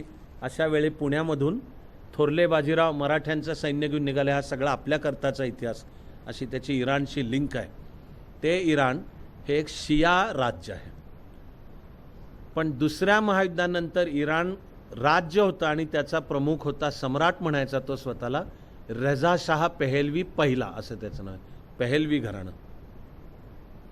पुन्हा भारताच्या इतिहासाशी त्याची लिंक पाहायची झाली तर फार सुदूर दक्षिणेला तमिळनाडूमध्ये जे पल्लव राजे होते यांच्या ते मूळचे कुठले अशा विषयी चर्चा होतात. मत सहमत आहे, इतिहास तज्ज्ञांमध्ये सहमती असं नाही, पण एका गटाचं म्हणणं आहे की ते त्यांचं पल्लव हे पहलवी यावरनं आलेलं असावं. म्हणजे ते मूळचे कुठून तरी इराणमधून आले, भारतात आले, भारतीय झाले, तमिळनाडूत पोचले, तमिळ भाषा, धर्म म्हणाल तर हिंदू धर्म आहे तो स्वीकारून त्यांनी तिकडं साम्राज्य उभं केलं, असा एक गट आहे असं म्हणणारा. पण हे रेझा शाह पेहलवी हा स्वतःला एकाच वेळी धर्माने आम्ही मुस्लिम आहोत पण संस्कृती आमची इस्लाम पूर्वसुद्धा आहे अशी भूमिका आत्ताच्या इराणची पण आहे. आत्ताच्या इराणचं 1979 सालापासूनचं नाव इस्लामिक रिपब्लिक ऑफ इराण असंच आहे. आणि नुसतं इस्लाम हा सरकारमान्य धर्म असं समजू नका तुम्ही. शिया इस्लाम फक्त सरकारमान्य धर्म आहे. ती क्रांती 1979मध्ये झाली. तिची मी थोडक्यात तुम्हाला रूपरेषा सांगतो आहे. तर दुसऱ्या महायुद्धानंतर हा इराणचा सम्राट रेझा शाह पेहलवी पहिला असं त्याचं नाव आहे, तो अमेरिकेच्या गटातला होता. दुसऱ्या महायुद्धानंतर हे जे इराक हा देश आहे तो सोव्हिएट रशियाच्या गटातला होता. तिकडे 1952मध्ये हा रजा शाह पेहलवी असतानाच इराणमध्ये लोकशाही आणण्याचा प्रयत्न झाला. 1952मध्ये निवडणुका झाल्या. 52च्या निवडणुकीमध्ये इराणचा एक लोकप्रिय नेता, त्याचं नाव मोहम्मद मुसद्दिक, काही वेळा मुसद्दिक मोहम्मद असा उच्चार होतो. तर हा मोहम्मद मुसद्दिकनी वचन दिलं होतं की मला जर बहुमत मिळालं तर इराणमधल्या ज्या परकी ऑइल कंपन्या आहेत त्यांचं मी राष्ट्रीयकरण करीन. आता ह्या परकीय ऑइल कंपन्या एक होती ब्रिटिश पेट्रोलियम म्हणजे ब्रिटिशांची आणि दुसऱ्या 2-3 कंपन्या अमेरिकन होत्या.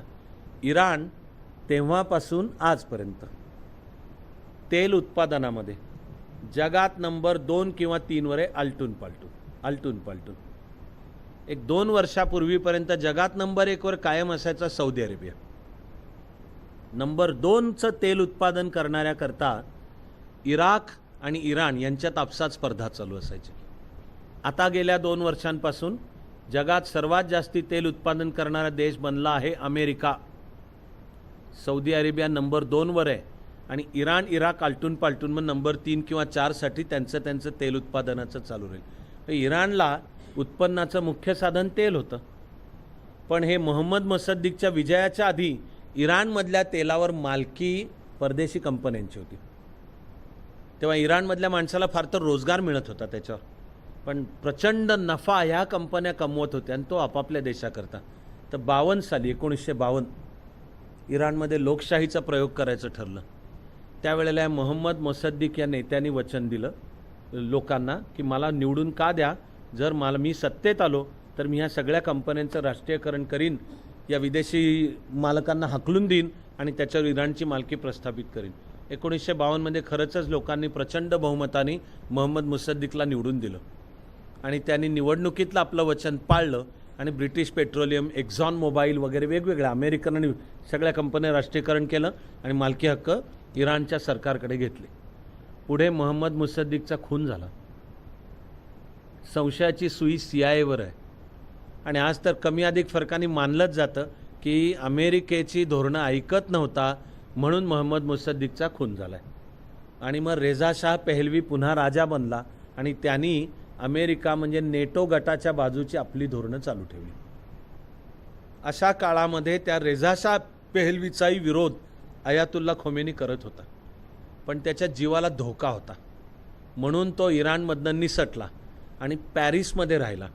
त्यांनी पॅरिसमध्ये रेडिओ स्टेशन स्थापन केलं आणि तो पॅरिसमधून इराणमधल्या जनतेशी प्रवचनं द्यायचा, बोलायचा आणि अर्थातच इस्लाम काय आहे, तो सच्चा शिया इस्लाम काय आहे, आपण सगळ्यांनी तो पाळायला पाहिजे.